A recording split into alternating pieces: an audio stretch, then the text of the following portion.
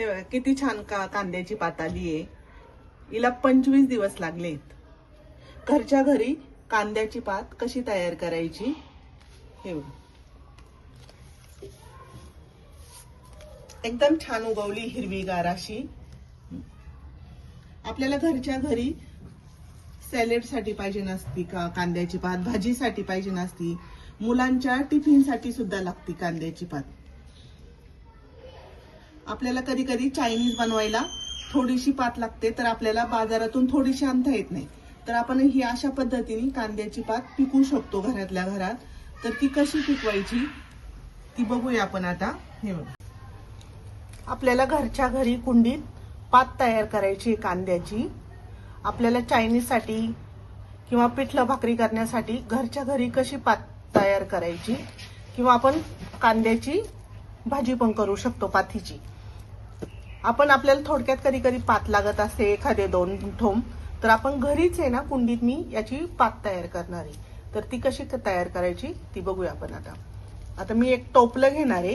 हे कांदे असे छोटे छोटेच घ्यायचे जरा.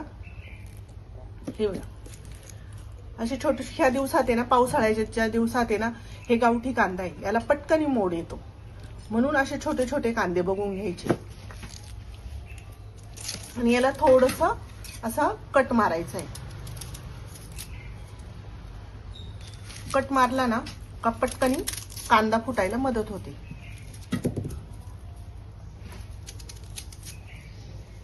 असे सगळे कांदे कट करून घेणार आहे जरा.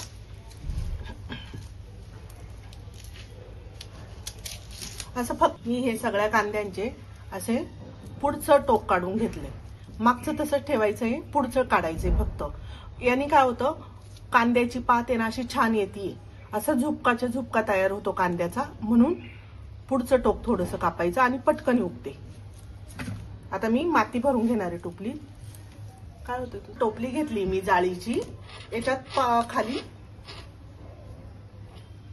खाली माती पडू नये म्हणून मी याच्यात असं कॉटनचं कापड आथरले. आता याच्यात माती टाकणार आहे. अशी माती भरून घ्यायची आहे. ही कुंडी चांगली मातीने भरून घ्यायची आपल्याला.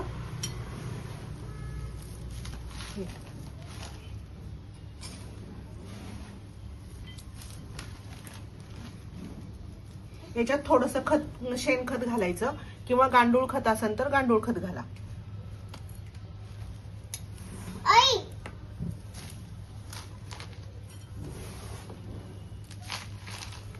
चांगली टोपली भरून घ्यायची आहे.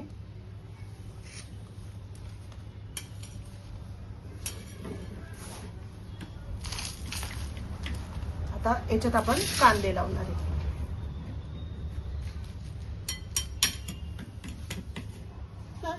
असे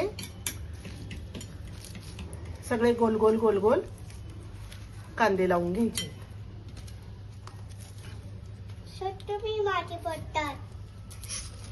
हे टोक खाली करायचंय आणि हे कापलेलं वरती करायचंय.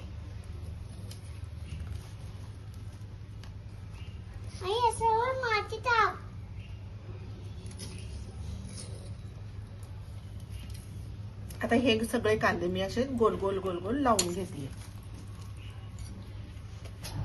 हे बघा सगळे कांदे असे गोल गोल गोल गोल लावून झाले. आता मी याच्यावर माती टाकणार आहे.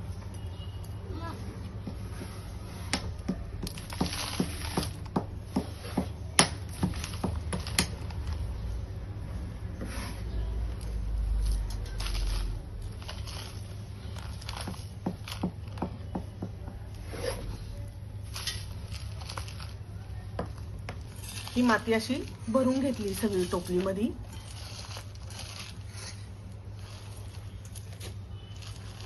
कांदे सगळे मातीने झाकून टाकायचे.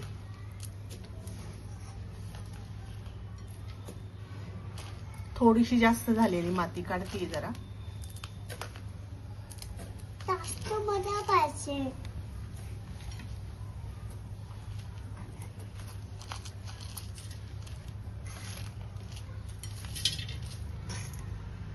आता याला पाणी शिपडायचे आपल्याला. असं थोडं थोडं माती ओली करायची आहे.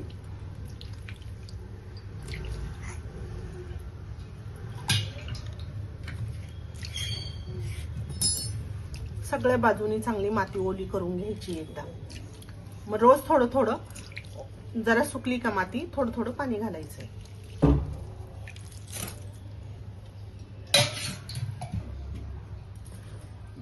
पाणी घालून झालंय. आता आपण याला गॅलरीत ठेवणार आहे. थोडंसं ऊन येईल त्या भागात ठेवायचंय, जरा उन्हाच्या साईडला. मग याला चांगले फुटवे फुटतात.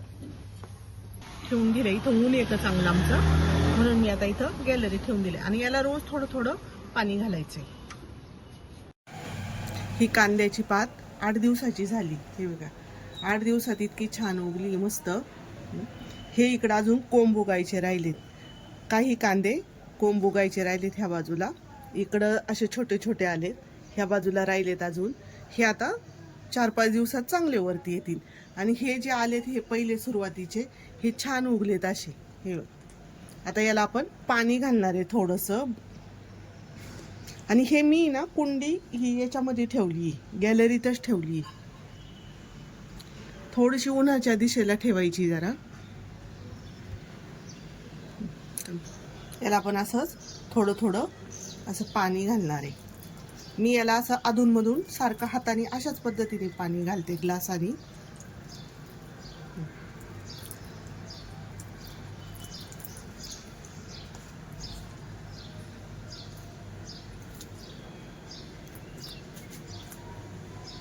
याला कुठलीही खत घालायची गरज नाही किंवा काही नाही. आता हे मी पुन्हा गॅलरीत ठेवणार आहे इथंच.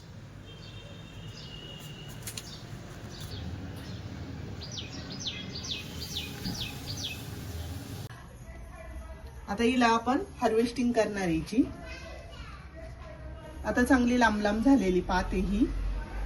आता ही जर कट केली तर पुन्हा खालून उगणार आहे ही पात.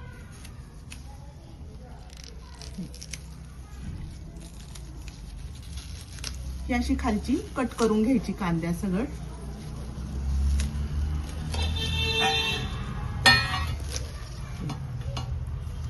त्या पद्धतीने अशी छान आलेली आहे.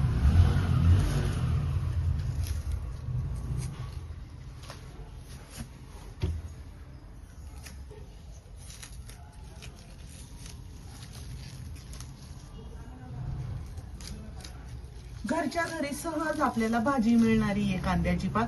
आणि एकदम निरोगी भाजी आहे. अजिबात काहीच झाले नाही, एकदम निरोगी बिगर औषधाची भाजी आहे. आणि सहज उगते आणि इतकी पटकन उगते ना. टोपलीमध्ये आपले सडके कांदे लावले, कुठले कांदे लावले तर पटकन उगतात. हे चांगला कांदा लावला तरी चालेल. मी हे चांगले कांदे लावलेले आहे. हा व्हिडिओ नक्की शेवटपर्यंत बघा. लाईक आणि शेअर करायला विसरू नका. व्हिडिओ आवडला तर शेवटपर्यंत नक्की बघा. आणि कमेंट करून सांगा का ही पात कशी आली ती.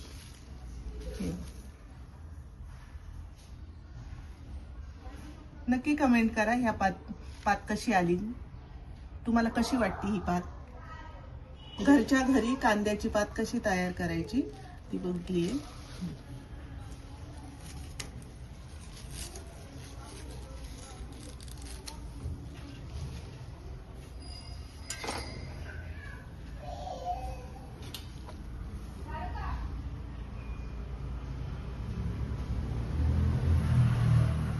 आता आपण याला पुन्हा पाणी घालणार आहे. याला पुन्हा पाणी घालणार आहे आणि हे रूट पुन्हा फुटणार आहे.